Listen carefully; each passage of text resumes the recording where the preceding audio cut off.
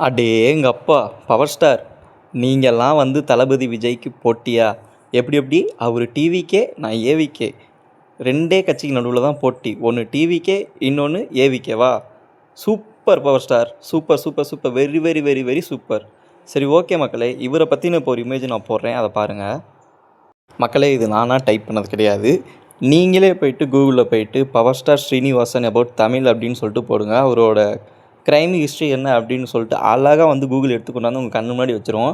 1000 கோடி ரூபா கடன் வாங்கி தரேன்னு சொல்லிட்டு 5 கோடி ரூபா மோசடி செஞ்ச வழக்கில் டெல்லி பொருளாதார குற்றப்பிரிவு வந்து இவர் அரெஸ்ட் பண்ணியிருக்காங்க. எப்போன்னு சொல்லி பார்த்தோம் அப்படின்னா ஜூலை 2025. ஓகேங்களா? இவர் வந்து ஏவிகேன்னு சொல்லி ஒரு கட்சியை ஆரம்பித்து டிவிகே விஜய்க்கு வந்து சவால் விடுறாரு. சித்தம் கலங்கிய சிந்தை தவறி இவர் இந்த முடிவு எடுத்தாரா, இல்லை யாராச்சும் தூண்டி விட்டு இவர் இந்த மாதிரி கிளம்பியிருக்காரா அப்படின்னு சொல்லிட்டு தெரில.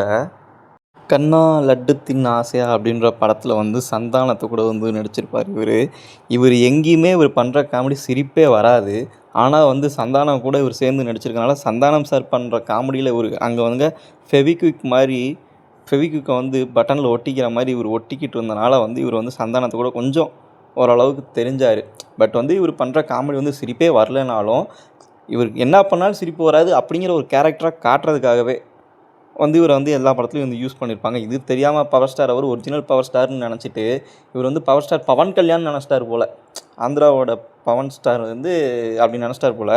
சரி ஓகே, என்னமோ ஏதோ அவன் எடுக்கிற முடிவு அவனுக்கு சாதகமாக தாண்டா இருக்குது அப்படின்னு சொல்லிட்டு இவர் இந்த மாதிரி கிளம்பும் போதே மக்களுக்கு தெரிஞ்சிருக்கும் யாரோ ஒரு தூண்டுதல் பேரில் வந்து காமெடி பண்ணிவிட்டு இவர் வந்திருக்காரு. சரி ஓகே, இது மொக்க காமெடியாக முடிய போகுதா என்ன அப்படின்னு சொல்லிட்டு தமிழக மக்கள் கையில் தான் இருக்குது.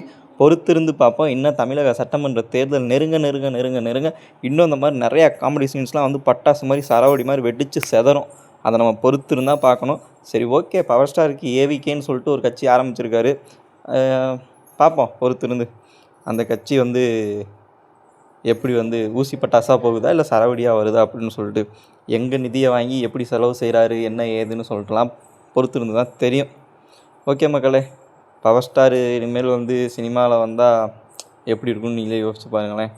அவர் சிரித்தா அப்படி ஆனந்த சிரிப்பாக இருக்கும் பாருங்கள். அதை பார்த்து மக்கள் சிரித்து மகிழுவாங்க பாருங்கள்.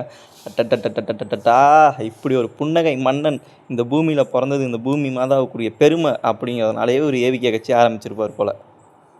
இதுக்கு மேலே என்னால் முடியல. இருந்தாலும் பவர் ஸ்டார் ஸ்ரீனிவாசன் சார் அவர்களுக்கு என்னுடைய வாழ்த்துக்கள்.